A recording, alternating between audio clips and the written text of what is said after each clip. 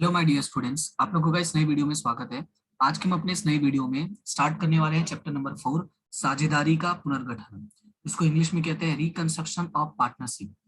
Reconstruction या पुनर्गठन का मतलब क्या होता है, पहले वो समझते हैं, फिर हम समझते हैं कि इस चैप्टर में हमें क्या क्या चीजें सीखनी है।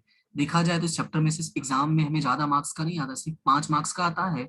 लेकिन मार्क्स की बात नहीं करते हैं, हम ये बात समझते हैं कि ये जो चैप्टर है ये हमारे लिए एक बेस की तरह काम करेगा। ये क्या करेगा, हमारे लिए बेस की तरह काम करेगा, जो हमें काम आएगा चैप्टर नंबर 5 और चैप्टर नंबर 6 में। इसीलिए इस चैप्टर का इंपॉर्टेंस जो है वो बढ़ जाता है। अगर मार्क्स को देखोगे तो भाई इंपॉर्टेंस कम है, लेकिन अगर ये देखोगे कि बेस इसका बहुत जरूरी है ताकि वो आगे के चैप्टर आप अच्छे से कर पाओ, तो इसका इंपॉर्टेंस बहुत ज्यादा बढ़ जाता है। तो समझते हैं सबसे पहले कि साझेदारी का पुनर्गठन क्या होता है, फिर हम स्टार्ट करेंगे धीरे धीरे सारे पॉइंट्स। तो यहाँ पे मैं आपको समझाता हूँ। देखो, इंग्लिश में इसको क्या बोलते हैं, रिकंस्ट्रक्शन, ठीक है। और हिंदी में हम क्या बोलते हैं इसको, पुनर्गठन, ठीक है। अब थोड़ा इसको समझते हैं कि ये है क्या एक्चुअली में। अगर देखो, मैं कंस्ट्रक्शन की बात करता हूँ या मैं गठन की बात करता हूँ, ठीक है, ये पूर्ण अलग कर देते हैं, गठन को अलग कर देते हैं।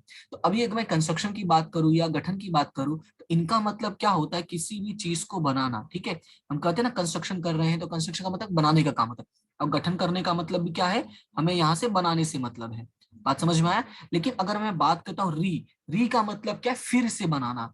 री का मतलब क्या है, फिर से बनाना। और वही बात है पुनः, पुनः का मतलब भी क्या है, फिर से बनाना। तो अब मतलब क्या है यहाँ पे कि जब हम रिकंस्ट्रक्शन की बात करते हैं, तो रिकंस्ट्रक्शन का मतलब ये हुआ कि कोई चीज हमारे पास है, हम उसको फिर से बना रहे हैं। और हमारे चैप्टर का नाम क्या है, साझेदारी का पुनर्गठन। क्या है चैप्टर का नाम, साझेदारी का पुनर्गठन। ध्यान से समझना इस बात को, चैप्टर का नाम है साझेदारी का पुनर्गठन, ठीक है। इसका मतलब यह हुआ कि हम साझेदारी में कोई चीज है जो फिर से बनाने की बात कर रहे हैं। अब सवाल यह है कि साझेदारी में होगा क्या, तो साझेदारी में यही होगा कि कौन कितना पैसा लेगा, कौन कितना पैसा देगा, किसका लाभ में क्या हिस्सा रहेगा, कौन आएगा कौन जाएगा। ये सारी जब चीजें होती हैं तो उसको हम क्या बोलते हैं, साझेदारी का पुनर्गठन। यानी कि सिंपल भाषा में अगर मैं कहूं तो किसी भी कारणवश, क्या, किसी भी कारणवश, ध्यान से समझिए इस बात को, किसी भी कारणवश अगर साझेदारी में परिवर्तन आता है, याद रखना है कि किसी भी कारणवश, वो कारण कुछ भी हो सकता है, किसी भी कारणवश अगर साझेदारी में, क्या, साझेदारी में क्या होता है, परिवर्तन, तो उसको हम क्या बोलेंगे, साझेदारी का पुनर्गठन। तो याद रखिएगा कि किसी भी कारणवश अगर साझेदारी में परिवर्तन होता है, तो उस परिवर्तन को ही कहा जाता है साझेदारी का पुनर्गठन। अब सवाल ये है कि सर ये पुनर्गठन होता क्यों है, ये परिवर्तन क्यों होता है, इसके लिए हम चलते हैं अपनी किताब की तरफ और चीजों को समझते हैं।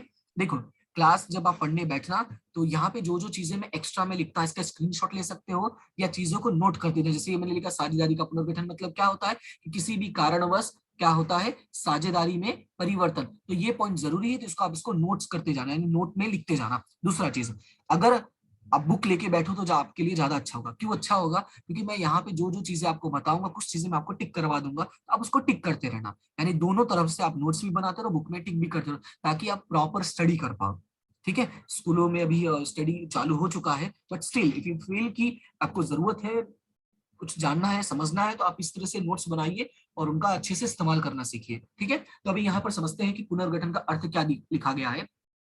देखो, यहाँ पे लिखा गया है कि साझेदारी पेढ़ी का पुनर्गठन, जो मैंने आपको समझाया, क्या लिखा गया है, साझेदारी पेढ़ी का पुनर्गठन अर्थात विभिन्न कारणों से, मैंने भी यही लिखा ना, विभिन्न कारणों से साझेदारी में होने वाले परिवर्तन। याद रखना है सिर्फ इतना, कहां तक याद रखना है, यहां तक, ठीक है। ये कलर नहीं दिखेगा, ये प्रॉपर दिखेगा, ठीक है। कहां तक याद रखना है हमने, कि यहां से साझेदारी पेढ़ी का पुनर्गठन से लेके उसमें विभिन्न कारणों से होने वाले परिवर्तन को ही हम क्या कहते हैं, साझेदारी का पुनर्गठन कहते हैं। अब मैंने कहा कि सवाल ये उपस्थित होता है कि परिवर्तन होता क्यों है, क्या कारण है। तो परिवर्तन के कारण की चर्चा हम आगे वाले पॉइंट में करते हैं। यहाँ पे परिवर्तन के कारण, अगर हम बात करते हैं परिवर्तन के कारण क्या क्या ऐसे रीजन है, तो सबसे पहला पॉइंट आपका लिखा गया है, चालू साझेदारों के बीच लाभ हानि के वितरण के प्रमाण में परिवर्तन। याद रखना है क्या, कि जो चालू साझेदार है, चालू साझेदार का मतलब जो अभी इस समय व्यवसाय में है, जितने लोग इस समय व्यवसाय में, उनको हम क्या बोलेंगे, चालू साझेदार। और उनके लाभहानि में, किसमें, लाभहानि में होने वाला परिवर्तन। तीन चीज याद रखनी है, चालू साझेदार, उनके लाभहानि में और परिवर्तन। तो पहला कारण ये है। दूसरा, साझेदारी पेढ़ी में नए साझेदार का प्रवेश। तो सिंपल भाषा में याद रखना है, नए साझेदार का प्रवेश। अगर किसी नए साझेदार का प्रवेश व्यवसाय में होता है तब हमें परिवर्तन की आवश्यकता पड़ती है। तीसरा लिखा हुआ है, चालू साझेदारी पेढ़ी में से साझेदार की निवृत्ति या साझेदार की मृत्यु। तीसरा पॉइंट जो हमारा इंपॉर्टेंट है वो क्या है कि या तो निवृत्ति हो जाए या तो किसी साझेदार की क्या हो जाए, मृत्यु। इन दोनों ही सूरत में हमें साझेदारी का पुनर्गठन करना पड़ता है। बात समझ में आया, क्लियर है? तो यानी कि देखा जाए 3 मुख्य पॉइंट है, एक है लाभानी में परिवर्तन, नए साझेदार का प्रवेश, निवृत्ति या मृत्यु। अब एक एक करके हम चर्चा करते हैं। तो अगर हम बात करते हैं तो आपको याद क्या रखना है, क्या समझना है, आपको दिमाग में ये रखना है, समझना है कि देखो ये वाला जो पॉइंट है ये हम पढ़ने वाले चैप्टर नंबर 4 यानी इसी वाले चैप्टर में। लेकिन अगर बात करूं मैं साझेदारी पेढ़ी में नए साझेदार का प्रवेश, तो ये पॉइंट हम पढ़ने वाले हैं चैप्टर नंबर 5 में। हम उसमें इस पॉइंट को हम डिटेल में स्टडी करेंगे। और बात करें निवृत्ति या साझेदार की मृत्यु, इस बारे में हम पढ़ेंगे चैप्टर नंबर 6 में। यानी एक एक करके हम तीनों चैप्टर में सीखेंगे। और इसी वजह से मैंने कहा आपको कि ये चैप्टर आपके लिए बेस की तरह काम करेगा। बात समझ में आया? देखो जो भी मैं चीजें यहाँ पे कहूंगा उसका कुछ ना कुछ वजह होगा। कोई भी ऐसी बात मैं नहीं शेयर करूंगा, कोई भी बात ऐसे नहीं बताऊंगा जो आपके काम की ना हो। कोई कहानी भी सुनाता हूँ, कोई पर्सनल बात भी बताऊंगा, तो कहीं ना कहीं हर बात का आपके लिए इंपॉर्टेंट होगा, तभी मैं आपके साथ डिस्कस करूंगा। ठीक है, तो अभी बात करते हैं, आगे चलते हैं। अभी अगला जो हमारा पॉइंट आता है वो ये है, चालू साझेदारों के बीच लाभानी वितरण या बंटवारे के प्रमाण में परिवर्तन। अब यहाँ पर देखो कि ये जो परिवर्तन आता है किसमें, हमारा पहला पॉइंट क्या है यहाँ पे, वो देखो पहला पॉइंट हमारा लाभानी के प्रमाण में परिवर्तन। तो ये परिवर्तन किन किन कारणों से होता है, क्या क्या ऐसे कारण हैं, हम उन कारणों की जांच करने वाले, उन कारणों के बारे में पढ़ने वाले हैं। तो यहाँ पे मुख्य तौर से 4 कारण दिया हुआ है। पहला लिखा हुआ है, जब कोई साझेदार पेढ़ी का संचालन या प्रबंध करता हो। पहला पॉइंट क्या लिखा है कि जब कोई साझेदार पेढ़ी का संचालन या प्रबंध करता हो परंतु उसकी नादुरुस्ती या निजी कारणों से, या तो भाई कुछ सिचुएशन होगी जैसे तबीयत नहीं ठीक लग रही है, या कोई निजी कारण, कुछ भी अपना कारण हो सकता है, निजी कारणों से भविष्य में धंधा का संचालन कर सके, ऐसा ना हो। अभी बात को समझिए, अगर कोई ऐसा इंसान है जो व्यवसाय का संचालन कर रहा है, ठीक है, या व्यवसाय का प्रबंध कर रहा है, अगर वो प्रबंध करना बंद कर दिया, प्रबंध ढंग से ना करे तो व्यवसाय नहीं चल पाएगा। और इसी वजह से हमें क्या करना पड़ता है, उसका हिस्सा कम करना पड़ता है, ताकि किसी और को ये पैसा दे के हम किसी और को बुलाएं और वो अच्छे से काम कर सके। उसके बाद नंबर 2, धंधा के लिए पर्याप्त समय न दे सके। अब यहाँ पे देखो, इसमें बोला है नादुरुस्ती और निजी कारण को मेन पॉइंट बोला है, और इसमें बोला है कि समय न दे सकता हो। अब कारण कुछ भी हो सकता है, वो समय नहीं दे पा रहा है तो उसके बदले अन्य साझेदारों को कार्यभार उठाना पड़ेगा। तो जब अन्य साझेदारों को कार्यभार उठाना पड़ेगा तो हमें परिवर्तन भी करना पड़ेगा, यानी लाभानी के प्रमाण में हमें कमी या वृद्धि करनी पड़ेगी। अभी बात करते हैं तीसरा पॉइंट। तीसरा पॉइंट भी इसी बारे में डिस्कस करता है, लेकिन तीसरा पॉइंट है क्या, पुराने साझेदारों की निवृत्ति या मृत्यु के कारण। अब जब निवृत्ति होगी या मृत्यु होगा तो इस कारणवश भी क्या होगा, साझेदारों के लाभानी के प्रमाण में परिवर्तन आएगा। क्योंकि जैसे देखो मैं आपको समझाता हूं, अगर मान लीजिए कि ए, बी और सी, इस तरह से 3 साझेदार हैं और अचानक से सी जो है वो छोड़ के चला गया, अब कितने साझेदार बचे, ए और बी। अगर मान लो 100 रुपए कमाते थे और तीनों जन समान बांटते थे, तीनों को 33-33 रुपए मिलता था, 1 रुपए बच जाएगा वो भगवान के नाम का, ठीक है, 33.33 रुपए मिलता था। तो अब मैं मान लेता हूँ 33-33 रुपए, ठीक है। तो इन तीनों को 33-33 रुपए मिलता था, लेकिन जो सी है वो तो छोड़ के चला गया, यानी आने वाले समय में अब कितने लोग बचे, ए और बी, सिर्फ 2 ही लोग बचे। और जब 2 ही लोग बचे तो ये जो 100 रुपए है अब इन दोनों में बटेगा। अब इन दोनों में कैसे बटेगा, आधा आधा, यानी 50 रुपए इसको और 50 रुपए इसको। तो देखो लाभानी का परिवर्तन हुआ कि नहीं, पहले कितना मिलता था, पहले 33 रुपए मिलता था, अब 50 मिलने वाला है। तो लाभानी में परिवर्तन हुआ ना। इसी वजह से हमें समझना पड़ता है कि कैसे परिवर्तन होता है और फिर क्या परिवर्तन हो रहा है, तो क्या फायदा हो रहा है, क्या नुकसान हो रहा है। अब उसी तरह से हमारा जो अगला पॉइंट है वह है नए साझेदार के प्रवेश के कारण। अब यहाँ पे तीसरा पॉइंट है प्रवेश। तो याद रखिएगा टोटल 4 पॉइंट है। पहला है संचालन या प्रबंध करता हो और वो अपनी नादुरुस्ती या निजी कारणों से ध्यान ना दे पा रहा हो। तीसरा है कि समय ना दे पा रहा हो, जब समय नहीं दे पाएगा तो किसी न किसी और पर्सन को काम करना पड़ेगा। एंड तीसरा पॉइंट है आपका निवृत्ति या मृत्यु के कारण, और चौथा पॉइंट है आपका प्रवेश के कारण। तो ये 4 कारण हैं जिनकी वजह से लाभानी के प्रमाण में हमें परिवर्तन करना जरूरी हो जाता है। फिर अगर हम बात करते हैं कि लाभानी के प्रमाण में परिवर्तन की, तो देखो जब लाभानी के प्रमाण में परिवर्तन होगा तो 2 ही चीजें होंगी। क्या, जब लाभानी के प्रमाण में परिवर्तन होगा तो मुख्य रूप से 2 ही बातें होंगी। क्या 2 बातें होंगी, एक या तो लाभ होगा, क्या होगा, या तो लाभ होगा, थोड़ा मैं वापस इसको ढंग से लिखता हूं, हाँ, एक लाभ होगा या तो त्याग होगा। ठीक है, कहने का मतलब क्या है, एक तो फायदा होगा या तो नुकसान होगा, सिंपल भाषा में फायदा या नुकसान। लेकिन हम अकाउंटिंग भाषा में बात करते हैं तो या तो लाभ होगा या तो त्याग होगा। अब लाभ और त्याग कैसे होगा, वही वाला एग्जांपल मैं लेके चलता हूँ, जैसे मैंने जो दिया था। तो यहाँ पे जैसे मान लो ए, बी और सी, तीन लोग हैं। अगर ये छोड़ के चला जाता है, सी छोड़ के चला गया, तो अब कितने लोग बचे, ए और बी। जैसा कि मैंने कहा, ये जो तीन लोग थे, ये 100 रुपए कमाते थे और तीनों जन थोड़ा थोड़ा पैसा बांट लेते थे, यानी 33-33 रुपए। ठीक है, चलो 120 रुपए कर देता हूँ तो बांटने में आसानी हो जाएगी। तीनों जन मिलकर कितना कमाते थे, 120 रुपए। तो अब कितना कितना बांटेंगे, 40-40 रुपए। ध्यान से समझिएगा इस बात को, 40 रुपए ये, 40 रुपए ये और 40 रुपए ये ए का हो गया, ये बी का हो गया और ये सी का हो गया। इस तरह से तीनों जन आपस में बांट लेते थे। लेकिन फिर क्या हुआ, सी छोड़ के चला गया। क्या हुआ है, सी जो है वो छोड़ के चला गया। जब सी छोड़ के चला गया तो अब बचे कितने लोग, सिर्फ ए और बी। यानी कमा अगर मान लो अभी भी 120 रुपए अगर कमा रहे हैं, तो ए को मिलेगा 60 रुपए और बी को मिलेगा 60 रुपए। अगर ध्यान से देखो तो इनके लाभ में वृद्धि हुआ कि नहीं, यानी जो पहले कमा रहे थे 40 रुपए, अब कितना हो गया, 60 रुपए हो गया कि नहीं हो गया। तो इसको हम क्या बोलेंगे, लाभ बोलेंगे। मतलब ये है कि वर्तमान समय में इनको जितना मिल रहा था उससे भविष्य में अब ज्यादा मिलेगा। तो ज्यादा मिलेगा तो उसको हम क्या बोलते हैं, सामान्य भाषा में लाभ बोलते हैं। और इसी को अगर हम उल्टा कर देते हैं तो वो हमारा क्या बन जाएगा, त्याग। कैसे, वो भी समझो। जैसे कि मान लो पहले दो साझेदार थे, ए और बी। कौन थे, दो साझेदार थे, ए और बी। और मान लो कि ये दोनों जो मिलके कितना कमा रहे थे, 120 रुपए कमा रहे थे। तो दो लोग आपस में सुखी से थे, 60-60 रुपए बांट लेते, 60 रुपए ये रख लेता था और 60 रुपए बी रख लेता था।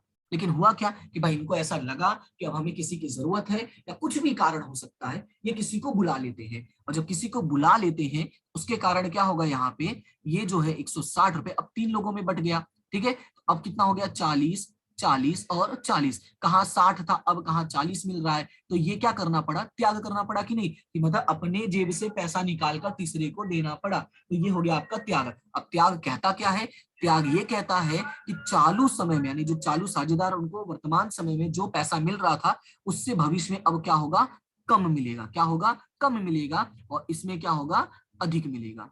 सिंपल, क्लियर है इतना। ये दो है, ये मैंने क्या बताया आपको, दो कारण दिए। अब एक में कैसा है कि मान लो कोई आया या कोई गया नहीं। ठीक है, क्या मैंने कहा, कोई आया या कोई गया नहीं और फिर भी इनमें कुछ परिवर्तन आया। कैसे, वो देखो। जैसे तीन लोग हैं, ए बी और सी। फिर से बात करते हैं, 120 रुपए को ही लेके चलते हैं। लेकिन अब समझो, पहले ये लोग 40-40 रुपए बांटते थे और सब कुछ अच्छा चल रहा था।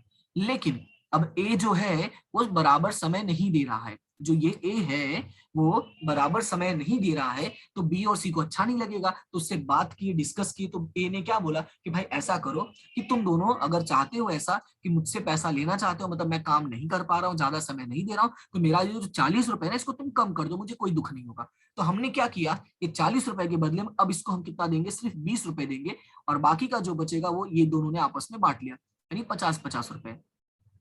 तो अगर ध्यान से देखो तो लाभ में परिवर्तन हुआ कि नहीं हुआ, इधर कुछ और था, इधर कुछ और हो गया। तो ये भी हमारा क्या, ये भी एक कारण है। बात समझ में आया, क्लियर है इतना। अब इससे देखो हमें क्या हुआ, कुछ को फायदा हुआ, यानी कुछ को क्या हुआ, लाभ हुआ, और कुछ को क्या हुआ, त्याग हुआ। कैसे, देखो ध्यान से देखो, इसको 40 से 20 हुआ, तो इसको क्या करना पड़ा, त्याग करना पड़ा, है ना। जो पहले मिलता था उससे कम मिल रहा है ना, और इन दोनों को क्या हो गया, लाभ हो गया। तो ये तीन कारण है आपको जिसकी वजह से आपको लाभ होगा या तो त्याग होगा। और लाभ और त्याग क्या होता है वो मैंने आपको शॉर्ट में समझा दिया। अभी हम थोड़ा किताबी भाषा में समझते हैं, क्योंकि एग्जाम में इसकी परिभाषाएं अक्सर पूछी जाती हैं कि लाभ का अर्थात क्या, त्याग का परिभाषा दी दिया, त्याग का, लाभ का अर्थ समझाइए, तो आपको वो समझ में आना जरूरी है। तो पहले हम परिभाषाओं की बात करते हैं, फिर मैं आपको फॉर्मूला भी समझाऊंगा कि क्या है। सबसे पहले हम समझते हैं त्याग का प्रमाण। इसको बुक में टिक कर लेना। ठीक है, आपके पास बुक अगर ना हो इसका स्क्रीनशॉट ले सकते हो। सबसे पहले हम क्या समझते हैं, त्याग का प्रमाण, यानी जिसको हम बोलते हैं सेक्रीफाइस रेशियो। यहाँ पे क्या बोला है उसको लिखते हैं, समझते हैं। मतलब पहला, जब चालू साझेदारों के बीच, देखो मैंने पहले ही बोला किसकी बात होगी यहाँ पे, चालू साझेदारों के बीच। क्या याद रखना है, चालू साझेदारों के बीच लाभानी वितरण के सॉरी लाभानी वितरण के प्रमाण में। देखो क्या क्या याद रखना है, देखो याद कैसे करोगे। अच्छा, एक मैं आपको टिप दे देता हूँ। ठीक है, छोटा सा पॉइंट है, आपको याद रखना है कि अगर आपको कोई परिभाषा, कोई टॉपिक पूरा अगर आपको लर्न करना है, ठीक है, अगर आपको पूरा टॉपिक लर्न करना है, याद करना है, तो कभी भी उसे एक साथ ना पढ़े, उसे क्या करें, टुकड़े टुकड़े करके पढ़े। ठीक है, क्या करें, टुकड़े टुकड़े करके पढ़े। क्योंकि टुकड़े टुकड़े करके पढ़ने से क्या होगा, आपको चीजें याद आसानी से हो जाएगी। जैसे मैं आपको ये परिभाषा एक बार समझाता हूँ, ध्यान से सुनना, आपको समझ में आएगा कि नहीं ये टेक्निक क्या है। ये देखो, सबसे पहले मैंने क्या कहा, जब चालू साझेदारों के बीच, पहला वर्ड याद रखना है, चालू साझेदार। अब क्या हो रहा है, इनके लाभ हानि के प्रमाण में परिवर्तन हो। क्या है, लाभ हानि के प्रमाण में परिवर्तन हो। पहला याद रखना है कि चालू साझेदार, उनके लाभ हानि के प्रमाण में परिवर्तन, दो टुकड़े किए मैंने, चालू साझेदार और लाभ हानि के प्रमाण में परिवर्तन हो तब। अब होगा क्या, अब परिवर्तन होगा, परिवर्तन होने से क्या होगा वो समझो। हम किसकी परिभाषा पढ़ रहे हैं, त्याग की। तो त्याग का मतलब क्या था वो समझो। तब अमुक साझेदार के लाभ के प्रमाण में, ध्यान से सुनना, तब इनके लाभ के प्रमाण में, किसके, जो अमुक साझेदार होंगे, सभी साझेदार नहीं, जरूरी नहीं है कि सभी साझेदारों के साथ ऐसा हो, इसीलिए वर्ड यूज किया है अमुक। ठीक है, तो मैं इसको थोड़ा हाईलाइट कर देता हूं, अमुक साझेदार के लाभ के प्रमाण में। ठीक है, अमुक साझेदार के लाभ के प्रमाण में क्या होगा, कमी होगा। क्या होगा, कमी होगा। और कम होने का मतलब ही क्या होता है, त्याग। अर्थात कि पहले से अब लाभ में कम भाग मिलता है। क्या बोला है, अर्थात पहले से अब लाभ में कम भाग मिलता है, और ऐसे साझेदार के लाभ के प्रमाण में जो कमी हुई है, इसी कमी को हम क्या कहते हैं, त्याग का प्रमाण कहा जाता है।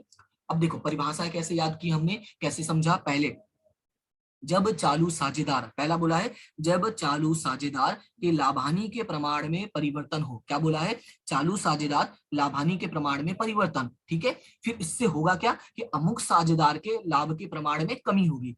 त्याग का मतलब क्या होगा, याद रखना, कम होगा। अमुक साझेदार के लाभ के प्रमाण में क्या होगी, कमी होगी। अभी कमी का मतलब क्या है, कमी का मतलब ये है कि पहले से अब कम भाग मिलता है। याद रखना, पहले से अब कम भाग मिलता है, और ये जो कम मिलता है इसी को हम क्या कहते हैं, त्याग का प्रमाण। बात समझ में आया, क्लियर इतना, आई होप कि आपको याद हो गया होगा। अब ये है हमारा त्याग का प्रमाण। अब बात करते हैं इसका फॉर्मूला क्या है, तो फॉर्मूला देखो इसी में छुपा हुआ है। क्या छुपा हुआ है, यहाँ पे देखो क्या कहता है कि पहले से अब लाभ में कम भाग मिलता है, यानी पहले से अब कम मिल रहा है ना, पहले ज्यादा मिल रहा था, अब क्या हो रहा है, कम मिल रहा है। तो जो पहले वाला होगा उसको हम नाम देते हैं पुराना। क्या नाम देते हैं, पुराना। मैं यहाँ पे लिख देता हूं, जो पहले वाला होगा उसको हम क्या नाम देंगे, पुराना, और जो अब वाला होगा उसको हम क्या नाम देंगे, नया। तो पुराने में से नया माइनस करो, यानी पुराने अनुपात में से नया अनुपात अगर आप माइनस करोगे तो आपको क्या मिलेगा, तब आपको जाके मिलेगा त्याग, जो हमारी परिभाषा में ही छुपा हुआ है। परिभाषा हमारा यही कहता है कि पहले से अब लाभ में कम भाग मिलता है, तो पहले यानी कि पुराना, और अब मतलब नया, तो पहले से अब कम मिल रहा है, यानी हमको क्या करना पड़ा, त्याग। तो त्याग बराबर क्या हो जाएगा, पुराना अनुपात माइनस नया अनुपात। तो ये आपको याद रखना है कि पुराना भाग या पुराना अनुपात माइनस नया भाग। क्लियर है, ये हो गया आपका त्याग का प्रमाण। अभी हम बात करते हैं लाभ के प्रमाण की। आज मैं आपको सिर्फ परिभाषाएं और टॉपिक समझा देता हूँ, कल इसका हम प्रैक्टिकल क्वेश्चन करेंगे, यानी आने वाली कल की क्लास में। अभी फिलहाल इस पे ही फोकस करते हैं, और हमारा जो अगला पॉइंट है उसको देखते हैं। एक मिनट, मेरा लैपटॉप का चार्ज जो है वो कम हो गया है, थोड़ा सा वेट करिए, एक मिनट।